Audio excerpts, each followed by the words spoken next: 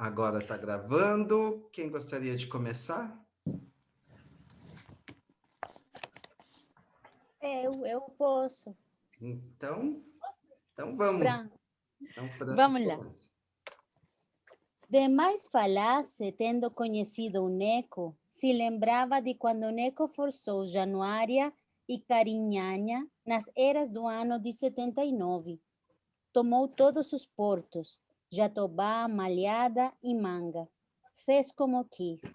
E pôs sede de suas fortes armas no Arraial do Jacaré, que era a terra dele. Estive lá com carta firmada pelo capitão Severiano Francisco de Magalhães, que era companheiro combinado do Neco. O pessoal que eles numeravam em guerra comprazia uma Babilônia. Botavam até barcas cheias de homens com bacamartes, cruzando para baixo e para cima o rio de parte a parte. Dia e noite a gente ouvia gritos e tiros. Cavalaria de jagunços galopando, saindo para distâncias marcadas. Abriam festa de bomba real e foguetório quando entravam numa cidade. Mandavam tocar o sino da igreja, arrombavam a cadeia, soltando os presos, arrancavam o dinheiro em coletória e ceiavam em casa da Câmara. Meu padrinho, Celorico Mendes, era muito medroso. Contava que em tempos tinha sido valente, se gabava, goga. Queria que eu aprendesse a atirar bem e manejar porrete e faca.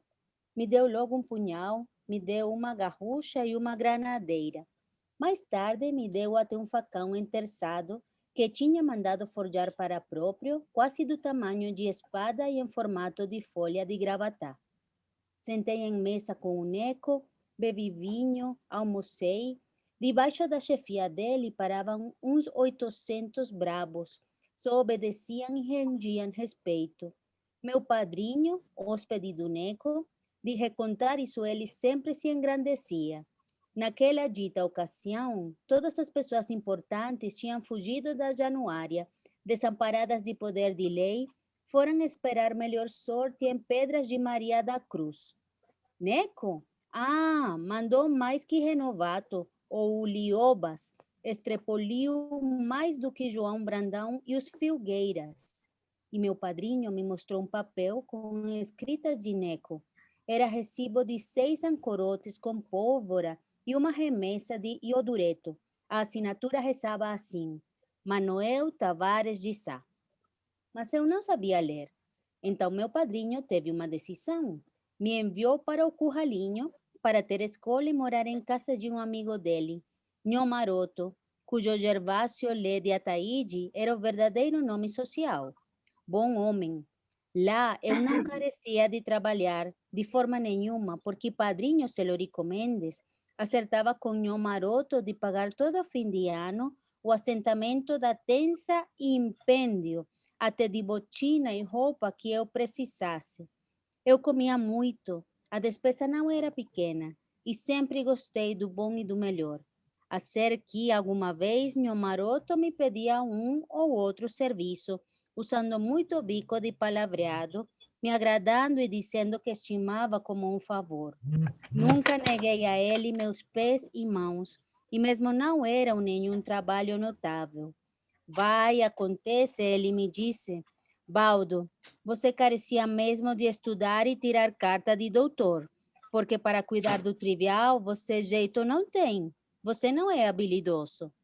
Isso que ele me disse me impressionou, que de seguida formei em pergunta ao mestre Lucas. Ele me olhou um tempo, era homem de tão justa regra e de tão visível correto parecer que não poupava ninguém. Às vezes teve dia de dar em todos os meninos com a palmatória, e mesmo assim, nenhum de nós não tinha raiva dele. Assim, mestre Lucas me respondeu: é certo, mas o mais certo de tudo é que um professor de mão cheia você dava. E desde o começo do segundo ano, ele me determinou de ajudar no corrido da instrução. Eu explicava aos meninos menores as letras e a tabuada. Passo.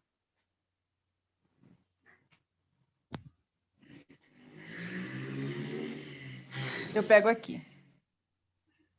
Curralinho era um lugar muito bom, de vida contentada. Com os rapazinhos de minha idade, arranjei companheirice. Passei lá esses anos, não separei saudade nenhuma, nem com o passado não somava. Aí namorei falso, as nas.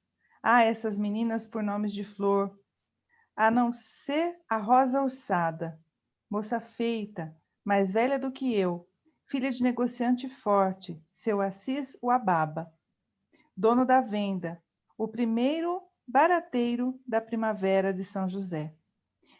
Ela era estranja, turca, eles todos turcos, armazém grande, casa grande, seu Assis o Ababa, de tudo comerciava. Tanto sendo bizarro, atencioso e muito ladino. Ele me agradava, dizia que meu padrinho Celorico Mendes era um freguesão. Diversas vezes me convidou para almoçar em casa, o que apreciei. Carne moída com semente de trigo, outros guisados, recheio bom de abobrinha, ou em folha de uva, ou aquela moda de azedar o quiabo com supimpas e iguarias. Os doces também estimei. Seu Assis Wababa, a mulher dele, Dona Abadia, e até os meninos irmãozinhos de Rosa Ursada, mas com tamanha diferença de idade. Só que o que me invocava era a linguagem garganteada que falavam uns com os outros. A ravia. Assim mesmo afirmo que Rosa Ursada gostou de mim, me ensinou as primeiras bandalheiras e as completas que junto fizemos, no fundo do quintal, num esconso fim como muito anseio e deleite. Sempre me diziam uns carinhos turcos e me chamava de meus olhos, mas os dela eram que brilhavam exaltados e extraordinários pretos, de uma formosura mesmo singular. Toda a vida gostei demais de estrangeiro. Hoje é que reconheço a forma de que meu padrinho muito fez por mim. Ele que criara amparado amor ao seu dinheiro e que tanto avarava, pois várias viagens ele veio de Curralinho me ver. Na verdade, também me aproveitava para tratar de vender bois e mais outros negócios, e trazia para mim caixetas de doce de buriti ou de ariticum, requeijão e marmelada. Cada mês de novembro mandava buscar, nunca ralhou comigo, me dava tudo, mas eu nunca pedi coisa nenhuma, e ele, 10 vezes mais me desse, e não se valia. Eu não gostava dele, nem gostava, mas certo que era com ele que eu não soubesse me acostumar. Acabei, por razão outra, fugindo de São Gregório. O senhor vai ver. Nunca mais vi meu padrinho, mas por isso ele não me desejou mal. Nem entendo. De certo, ficou entusiasmado quando teve notícia de que eu era o jagunço e me deixou por herdeiro. Em folha de testamento, das 3 fazendas, 2 peguei. Só, só o São Gregório foi que ele testou para uma mulata, com que, no fim de sua velhice, se ajuntou. Disso não fiz conta, mesmo que recebi ou menos merecia. Agora, derradeiramente, destaco. Quando velho, ele penou remorso por mim. Eu, velho, a curtir arrependimento por ele. Acho que nós dois éramos mesmos pertencentes. Depois, pouco que voltei ao curralinho, definitivo, grande fato se deu que ao Senhor não escondo. Certa madrugada, os cachorros todos latiam. No São Gregório, alguém estava batendo. Era mês de maio, em má lua, o frio fiava. E quando, tão moço, eu custava muito para me levantar. Não por fraca saúde, mas por preguiça mal corrigida. Assim que saí da cama e fui ver se era de se abrir, meu padrinho, Celorico Mendes, com uma lamparina na mão, já estava pondo para dentro da sala uns homens, que eram 6, todos de chapéu grande, trajados de capote e capas, arrastavam esporas. Ali entravam por uma aragem que me deu susto de possível repoudosa. Admirei tantas armas, mas eles não eram caçadores, ao que farejei, pé de guerra. Eu passo.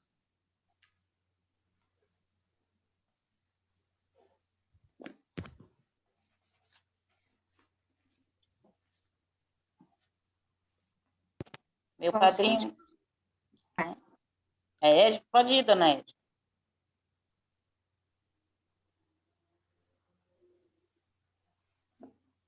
Quem vai? Você vai?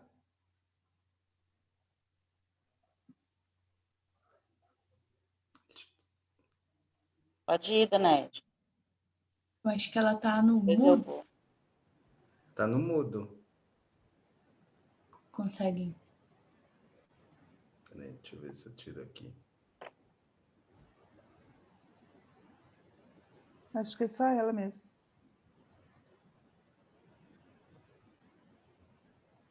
Dona Edna, lá embaixo tem um botãozinho que tem o microfone. E aí, se a senhora clicar nele, aí deixa de sair do mudo. Eu tô tentando tirar por aqui, não tô conseguindo. A senhora escuta a gente, dona Edna? Agora deu. Ah, Agora deu, né? Eu Deu. estava ouvindo vocês. Vocês estão ouvindo? Sim. Sim. É, porque eu... Isso. Pode falar? Pode ler? Meu padrinho mandou eu ir lá dentro, chamar alguma das mulheres que coassem café quente. Quando voltei, um dos homens, Alarico Totonho, estava expondo, explicando. Todos continuavam sem tomar assentos. Alarico Totonho, sendo um fazendeiro do grão mogol, conhecido de meu padrinho. Ele, com seu irmão Luiz Totonho, pessoas finas, gente de bem, tinham encomendado o auxílio amigo dos jagunços. Por uma questão política, logo entendi. Meu padrinho escutava, aprovando com a cabeça.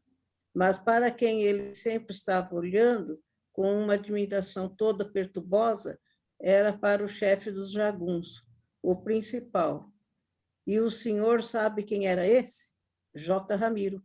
Só de ouvir o nome, eu parei, na maior suspensão.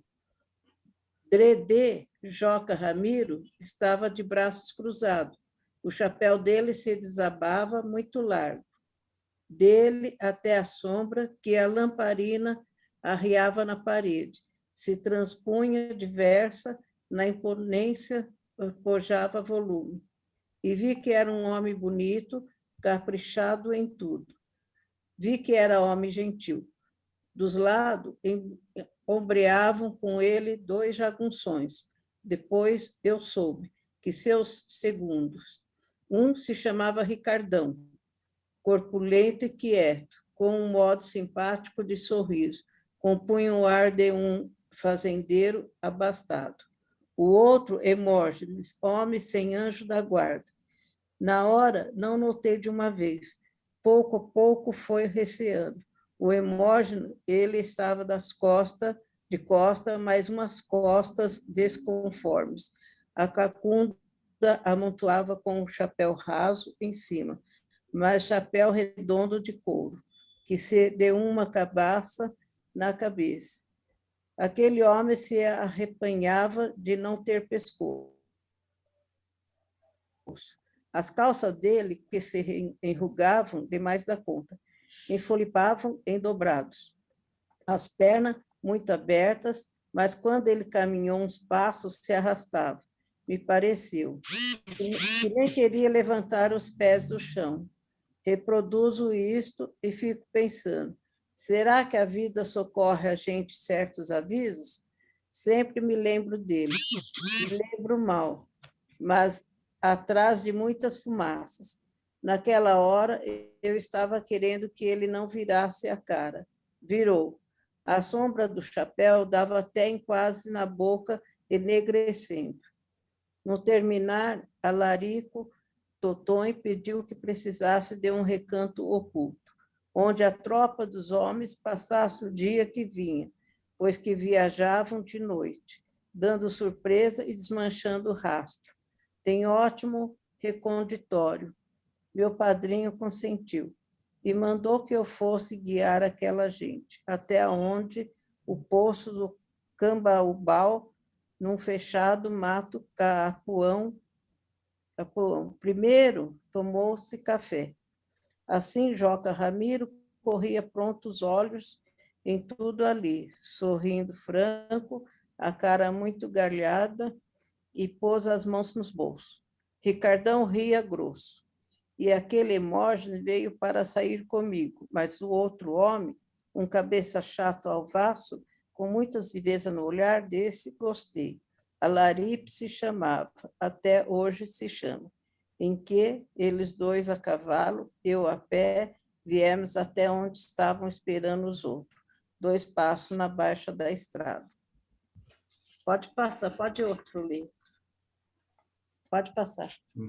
Quer continuar, Ana Paula? Hã? Aí, mês de maio, falei com a estrela d'alva, o orvalho pingando baciadas e os grilos no xirilim. De repente, de certa distância, enchi espaço aquela massa forte. Antes de poder ver, eu já pressentia um estado de cavalos, os cavaleiros. Nenhum não tinha desapiado. Deviam de ser perto de uns 100. Respirei, a gente sorvia o bafejo. O cheiro de crinas e rabos sacudidos, o pelo deles, do suor velho, semeado das poeiras do sertão. Está dando para ouvir bem? Adonde o movimento esbarrado, que se sussurra de uma tropa assim, feito de uma porção de barulhinhos pequenos, que nem o de um grande rio do aflor. A bem dizer, aquela gente estava toda calada, mas uma cela range de seu tine um arreaz, estribo e estribeira, ou cos-cos, quando o animal lambe o freio e mastiga. Couro raspa em couro, os cavalos dão de orelha ou batem com o pé. Daqui e dali um sopro, um meio arquejo. E um cavaleiro ou outro tocava manso sua montada, avançando naquele bolo, mudando de lugar, brilhava. Eu não sentia os homens, sabia só dos cavalos, mas os cavalos mantidos montados. E diferente, grandeudo, e aos poucos divulgavam os vultos muitos, feito árvores crescidas lado a lado, e os chapéus rebuçados, as pontas dos cifres subindo das costas, porque eles não falavam, e estavam esperando assim. A gente tinha medo. Ali deviam de estar alguns dos homens mais terríveis sertanejos em cima dos cavalos deudos parados contra passantes. Soubesse, sonhasse eu, de certo de guarda, apartado dos mais, se viu um cavaleiro inteiro. Veio vindo para o cá, o cavalo dele era escuro, era um alazão de bom pisar. Capichum, é eu, mas o senhor Hermógenes, cabeça chata, falou o aviso. Ah, bom, Alari, o de lá respondeu. A gente se encostava no frio, escutava o orvalho, o mato cheio de cheiroso, estalinho de estrelas, o deduzir dos grilos e a cavalhada a peso. Dava o raiar entre a luz da aurora, quando o céu branquece. Ao ar, indo ficando cinzento, formar daqueles cavaleiros, escorridos se divisar. E o senhor me desculpe de estar retrasando em tantas minudências, mas até hoje eu represento em meus olhos aquela hora, tudo tão bom, e o que é saudade. Passo.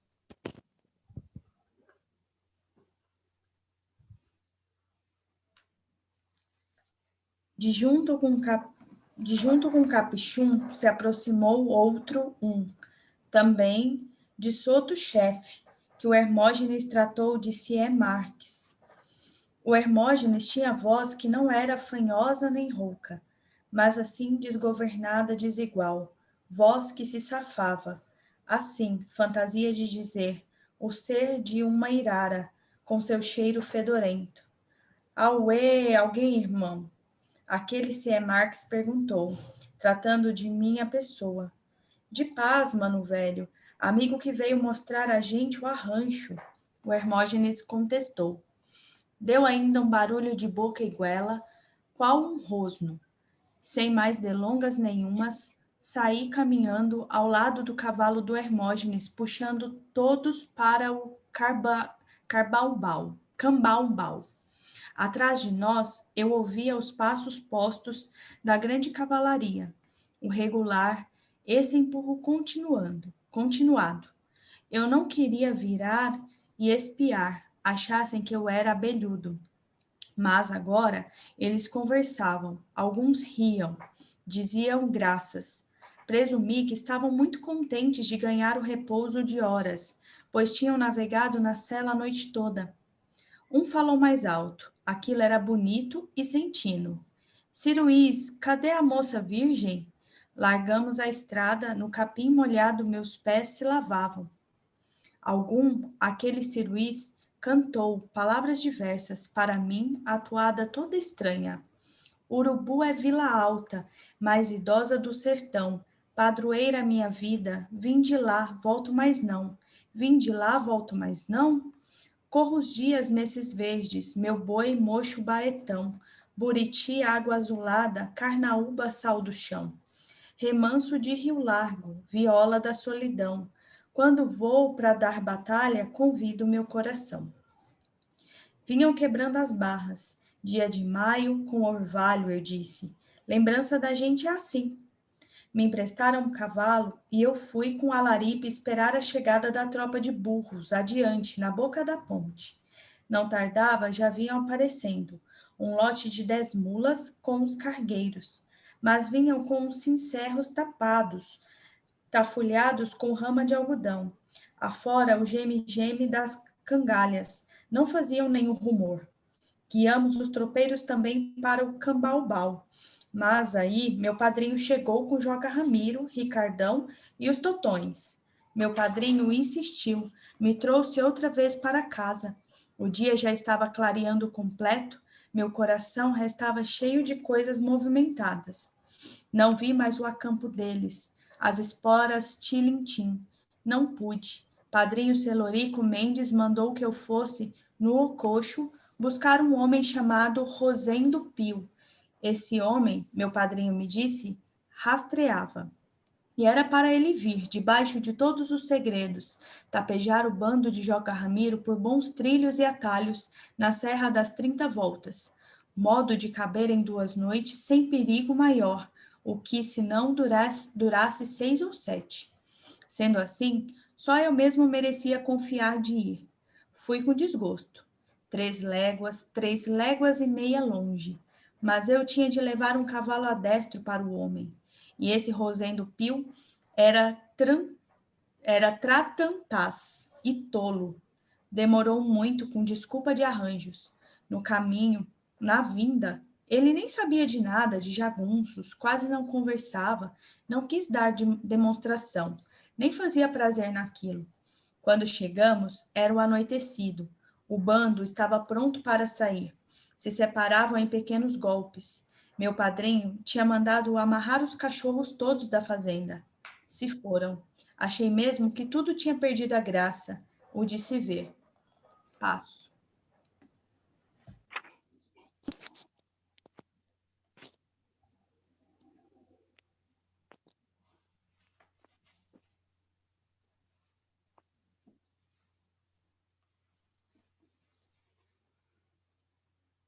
Então, vou continuar aqui.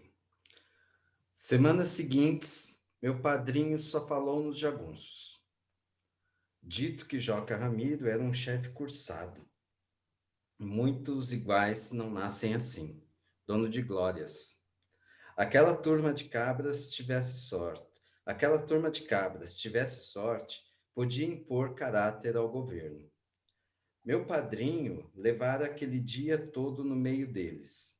Contava o cuidado nos arranjos, as coisas todas regradas, aquele dormir de ordem, aquela autoridade enorme no entremeamento.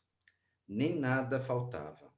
As sacas de farinha, tantas e tantas arrobas de carne de sol, a munição bem zelada, caixote com pães de sabão para cada um lavar a roupa e o corpo. Até tinham um mestre ferrador, com sua tendinha e os pertences, uma bigorna e as tenazes, fole de mão, ferramenta exata, e capanga de alveitar, com vários sortidos flames de sangrar cavalos adoecidos. E as mais coisas meu padrinho descrevia com muito agrado, de que tinha ouvido sincera narração. As lutas dos Joca Ramiros, os barulhos, as manhas traçadas para se ganhar em combate, maço de histórias de toda a raça de artes e estratagemas. De ouvir meu padrinho contar aquilo, se comprazendo sem singeleza, começava a dar em mim um enjoo. Parecia que ele queria se emprestar a si as façanhas dos jagunços, e que Joca Ramiro estava ali junto de nós, obedecendo mandados, e que a total valentia pertencia a ele, Celorico Mendes. Meu padrinho era antipático, ficava mais sendo, eu achava. Num lugar parado, assim, na roça, carece de a gente de vez em quando ir alterando os assuntos. Não estou caçando desculpa para meus errados. Não, o senhor reflita. O que me agradava era recordar aquela cantiga estúrdia que reinou para mim no meio da madrugada. Ah, sim. Simples digo ao senhor, aquilo molhou minha ideia. Aire, me adoçou tanto que dei para inventar, de espírito, versos naquela qualidade. Fiz muitos, montão. Eu mesmo, por mim, não cantava, porque nunca tive entoo de voz, e meus beiços não dão para saber assoviar. Mas reproduzia para as pessoas, e todo o mundo admirava, muito recitados repetidos. Agora, tiro sua atenção para um ponto, e ouvindo o Senhor, concordará com o que, por mesmo eu não saber, não digo. Pois foi que eu escrevi os outros versos que eu achava dos verdadeiros assuntos, meus e meus, todos sentidos por mim, de minha saudade e tristezas. Então, mas esses que na ocasião prezei, então goros, remidos, em mim bem morreram, não deram cinza. Não me lembro de nenhum deles, nenhum. O que eu guardo no giro da memória é aquela madrugada dobrada inteira. Os cavaleiros no sombrio amontoados, feito bichos e árvores. O refinim do orvalho, o refinfim do orvalho. A estrela d'alva. Os grilinhos do campo, o pisar dos cavalos e a canção de Ciruís. Algum significado isso tem? Meu padrinho Celorico Mendes me deixava viver na lordeza. No São Gregório, do razoável de tudo eu dispunha, querer querendo, e de trabalhar seguido eu nem carecia. Fizesse ou não fizesse, meu padrinho me apreciava, mas não me louvava. Uma coisa ele não tolerava, e era só, que alguém indagasse justo quanto era o dinheiro que ele tinha. Com isso, eu nunca somei, não sou especula. Eu vivia com o meu bom corpo. Alguém há de achar algum regime melhor? Mas, um dia, de tanto querer não pensar no princípio disso, acabei me esquecendo quem. Me disseram que não era à toa que minhas feições copiavam o retrato de Celorico Mendes, que ele tinha sido meu pai. Afianço que no escutar, em roda de mim, o tonto ouve. O mundo todo me desproduzia numa grande desonra. Pareceu até que, de algum encoberto jeito, eu daquilo já sabia. Assim já tinha ouvido de outros, aos pedacinhos, ditos em indiretas, que eu desouvia. Perguntar a ele fosse? Ah, eu não podia, não. Perguntar a mais pessoa nenhuma. Chegava. Não, não desquentei a cabeça. Ajuntei meus trens, minhas armas, selei um cavalo, fugi de lá. Fui até na cozinha, conduzi um naco de carne, 2 punhados de farinha no bornal. Achasse algum dinheiro à mão, pegava. Disso eu não tinha nenhum escrúpulo. Virei bem fugido. Toquei direto para o curralim. Razão por que fiz? Sei ou não sei. De as, eu pensava claro. Acho que de bes, não pensei não. Eu queria o ferver. Quase mesmo aquilo me engrossava. Desa... Desarrazoado, feito o vício de um ruim prazer. Eu fazia minha raiva. Raiva bem não era, isto é, só uma espécie de despique adentro. O vexame que me inçava não me dava rumo para a continuação.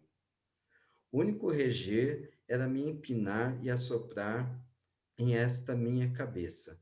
Aí a confusão e desordem e altos desesperos. Arremessei o cavalo, galopei demais. Não ia para a casa de Inhomaroto. Antes ia para o seu Assis Uababa. Aquela hora eu queria só gente estranha, muito estrangeira, estrangeira inteira. Só fosse um pouco para ver a Rosa Warda. Rosa Warda. Essa assim eu amava? Ah, não. Gostasse da Rosa Warda, mas aí nas delícias dela minha ideia não podendo se firmar, porque aumentava o desamparo de minha vergonha. Ia para a escola de Mestre Lucas. Ah, lá perto da casa de Mestre Lucas, morava um senhor chamado Dodó Meireles, que tinha uma filha chamada Miosotes. Assim, a parva, às tantices, essa mocinha Miosotes também tinha sido minha namorada. Agora, por muitos momentos, eu achava consolo em que ela me visse, que soubesse. Eu, com minhas armas matadeiras, tinha dado revolta contra meu padrinho. Saíra de casa, aos gritos, danado no animal, pelo cerrado afora, capaz de capaz. Daí, a mestre Lucas, eu tinha de dar uma explicação. Eu não gostava daquela Miosotes. Ela era uma bobinhã.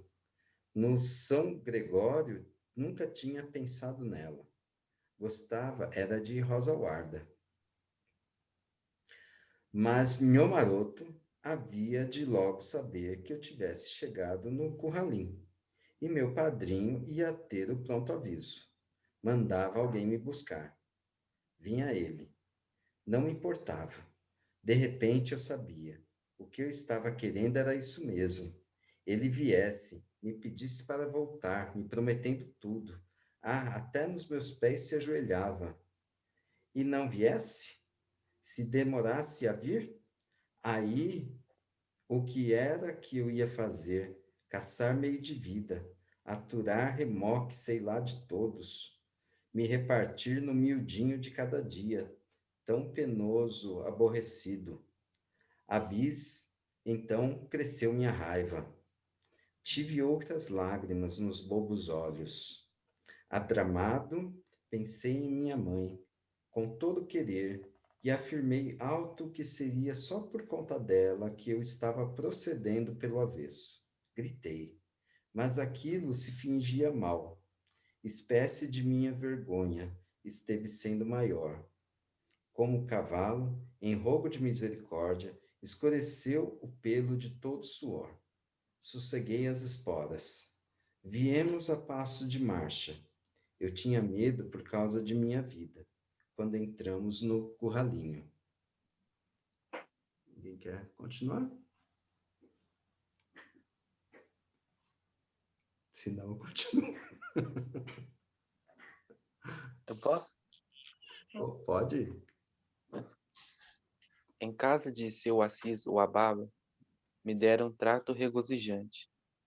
No que jantei, ri, conversei. Só a praga de uma surpresa me declararam, a de que Rosa Warda agora estava sendo noiva. para se casar com um salino curi, outro turco negociante, nos derradeiros meses para lá vindo. Assumi, entre ela, tristeza e alívio. Aquele amor não seria mesmo para mim, pelos motivos pessoais, nublo em que me vi, mas me governei. Trancei as pernas, comecei cara de falar pouco. Senhor, não. Senhor, sim. Acautelado sisudo, indagando dos grandes preços. Assim fossem cuidar que essa minha viagem era por tramar importante encargo para o meu padrinho Celorico Mendes. Seu Assis Uababa oxente se prazia, aquela noite, com que o Vulpes noticiava que em breves tempos os trilhos do trem de ferro se armavam de chegar até lá. O curralinho então se destinava a ser lugar comercial de todo valor. Seu Assis Uababa se engordava concordando. Trouxe canjirão de vinho. Me lembro, eu entrei no que imaginei, na ilusãozinha de que para mim também estava tudo assim resolvido, o progresso moderno, e que eu me representava ali rico, estabelecido. Mesmo assim, como seria bom se fosse verdade. Mas estava lá o Vulpes, alemão Vulpes, que eu disse, seu Emílio Vulpes, USP, que o senhor disse. Das vezes que viera a passar pelo curralinho, ele já era meu conhecido, tresdobrado homem, sendo que entendia tudo de manejar com armas, mas viajava sem cano nenhum, dizia. Nikits, desarmado eu completo. Eu assim, eles todos mesmo vão muito mais me respeitar. Oh, no sertão! Ele me viu afinar mira, uma vez, e me louvou, e por eu, de nascença, saber tão bem, na horinha, segurar de não respirar. Mesmo dizia, Senhor atira bem, por que atira com espírito? Sempre o espírito é que acerta. Soante que dissesse, sempre o espírito é que mata. Mas, tá bem, agora aquela hora, estava lá o Vulpes. Assim foi, porque num desastre de instante, eu tinha pegado a pensar. O que resolvia minha situação era trabalhar para ele. Se viajar vendendo ferramentas por aí, descaroçador de algodão. Nem ponderei, mas disse, seu Vulpes, o senhor não quererá me ajudar em seu serviço? Minha bestice, Nikits, conforme que o Vulpes constante exclamava. Ali nem acabei de falar, e em mim eu já estava arrependido, com toda a velocidade. Ideia nova que imaginei, que, mesmo pessoa amiga e cortês, virando patrão da gente, vira mais rude e reprovante. Mordi a boca, já tinha falado. Ainda quis emendar, garantindo que era por gracejo, mas seu Assis o Ababa e o Vulpes me olhavam a menos, com desconfianças, me senti rebaixado demais. Há contra mim tudo contra. O só ensejo das coisas me cisava. Dali logo saí, me despedindo bem. Aonde? Só se fosse ver o mestre Lucas. Assim vim andando, mediante desespero. Me lembro, vim andando, e agora era que eu pegava a pensar livre e solto na Rosa Wardo. Lindas pernas, as lindas grossas.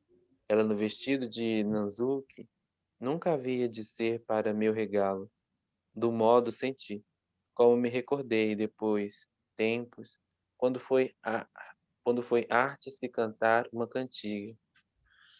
Seu pai fosse rico, tivesse negócio, eu casava contigo e o prazer era nosso.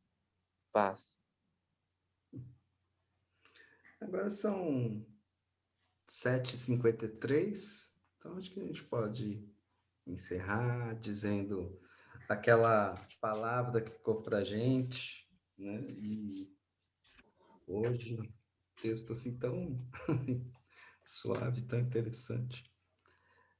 Para mim ficou professor, né? Então, a gente descobre agora que um professor está narrando essa história, né? E é interessante porque antes da gente começar a leitura, o que a gente estava falando, né, Ana Paula? Completamente. Você falou, agora eu vim. É verdade. Falando de educação, né, de história. Achei muito bacana. Gostei. Ainda fico narrativa.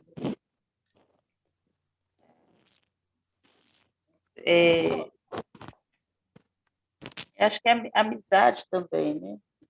Lembrança. Eu fico com lembrança. Sim. Para mim ficou memória afetiva.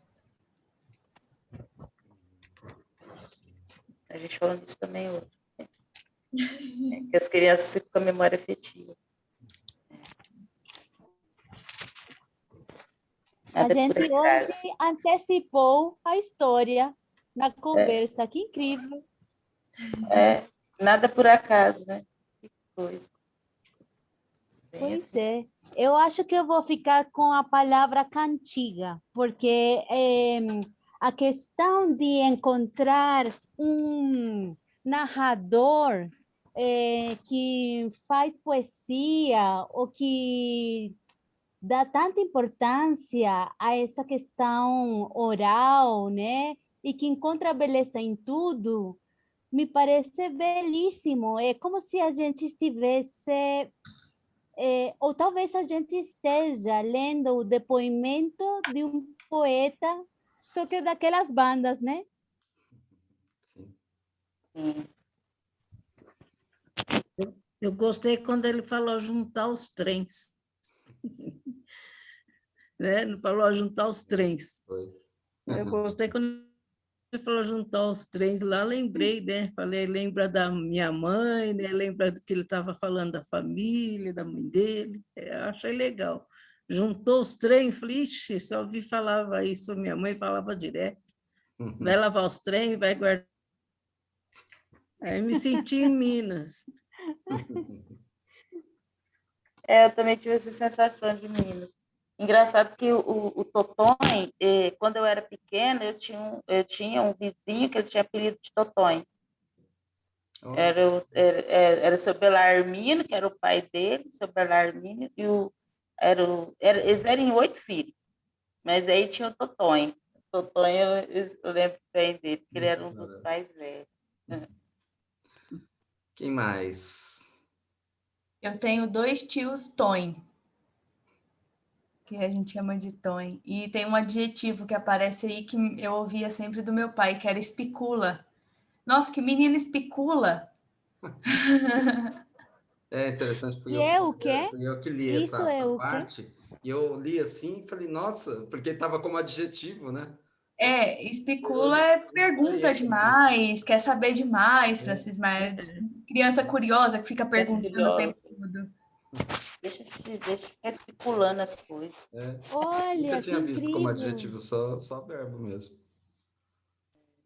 Francis, você ia falar alguma coisa? Aqui. Não, eu ouvi, eu não sabia o significado dessa palavra, estou aqui já anotando. Especular. Eu marquei um monte também. Para mim ficou origem. Oi? Origem. A gente vai... Origem. Vai desvendando. Sim. Sim. Para mim, né? Seja no Grande Sertão, seja nas constelações, sempre vai para pai e mãe, né?